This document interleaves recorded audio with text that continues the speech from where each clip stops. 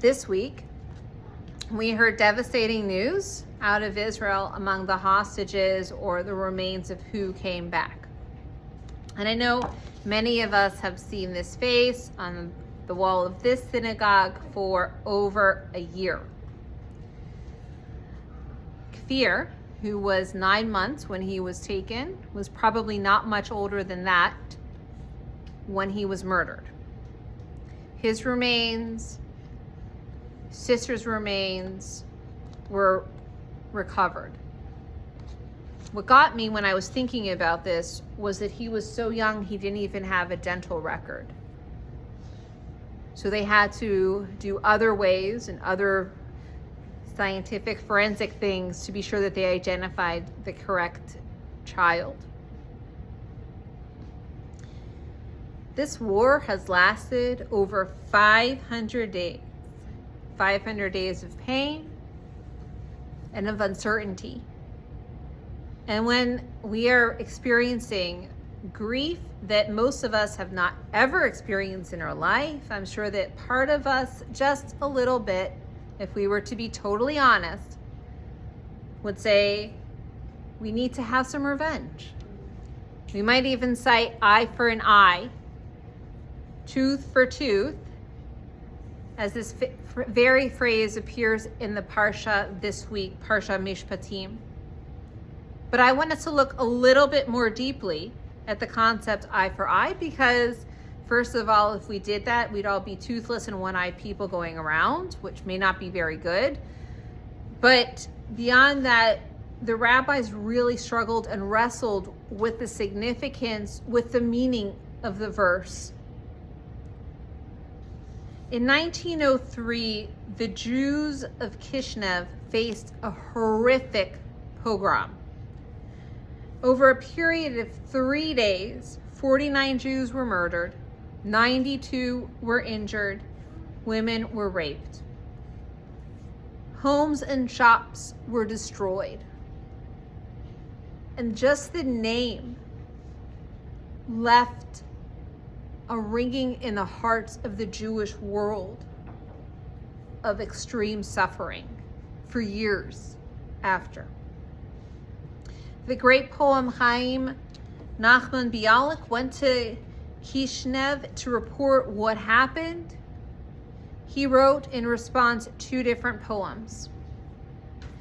The first was written in the immediate moments of the aftermath. It was entitled On the Slaughter. It was raw, it was full of anguish. Quote, "And cursed be he who cries out, revenge. Vengeance like this for the blood of a child, Satan has even yet to devise." Later he wrote his more famous poem, In the City of Slaughter, which in many ways was even more influential and was the most influential poem since the Middle Ages in the Jewish world. This second poem called for something different than eye for eye. It called for self-defense and action. There was an evolution from an immediate cry, an immediate anguish, toward a more measured response. Of course, there is a need for pure anguish, because if we can't deal with pure anguish, if we can't live in those feelings, we will never get appropriately, correctly to that second response. We have to figure out how to best channel it, and it's obvious in looking at the evolution of Bialik's writings that he was struggling with that very thing. Today's tragedy, unfortunately, mirrors, in many regards, what Bialik was faced with when he went to Kishinev. He too struggled with eye for an eye, going from the impulse of revenge towards something more with wisdom. When we look even in the Torah, eye for eye, in case you are curious, it appears 3 different times. One in this week's Parsha, then again in Leviticus, and again in Deuteronomy. Bernie Levinson, who I had the good fortune of studying with, talked about there was an evolution of the law and its understanding in each of those different readings. Maybe. Maybe it's simply a replica of other ancient Near Eastern codes, such as Hammurabi's, where there was, in fact, a punishment. But even in Hammurabi's, it wasn't exactly eye for eye. Our sages, though, decided that while the Bible said eye for eye, and it may have evolved over time, even within the biblical context, what it was specifically referring to, rabbinic interpretive history called for something else. In the Talmud, specifically in Bava Kama, it presents 10 different interpretations. In case you're curious, again, not monolithic, we are. The law for the rabbis was never to be taken literally. Instead, it calls for monetary compensation to match the damage that was done. Why? The rabbis tell us too that true justice isn't about inflicting equal harm. It's about restoring what was lost.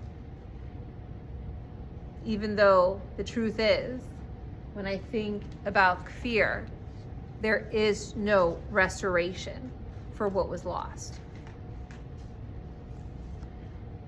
One of my colleagues teaches that there's multiple levels, Rabbi Brandeis, of understanding truth.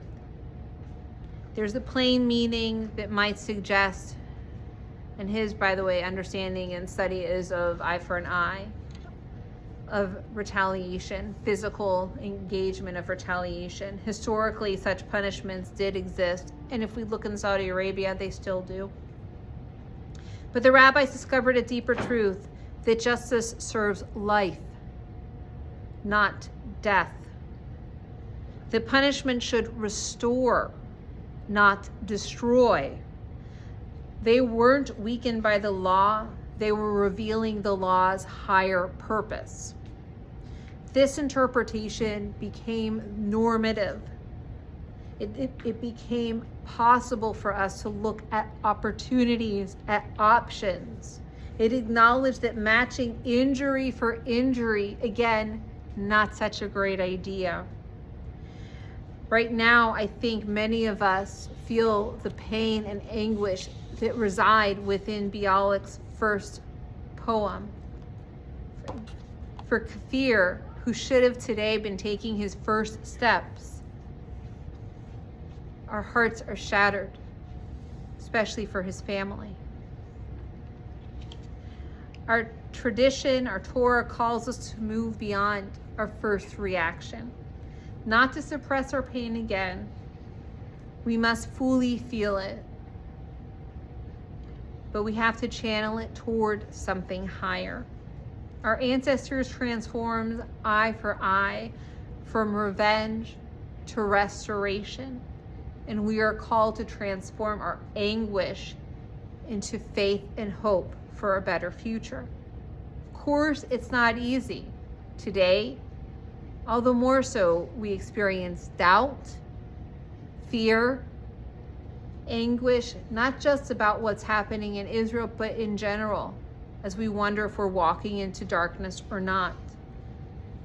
We as a people have faced extinction multiple times and survived. And then we ate, of course, we always ate.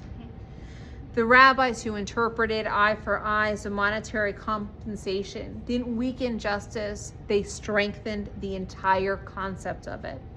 They understood again that justice isn't about matching violence with violence. It's about striving for hope and peace in the future.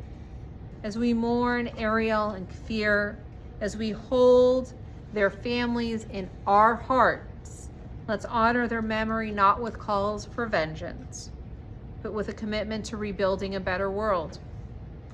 Let's take our pain as our ancestors did with eye for an eye and transform it into something that brings light.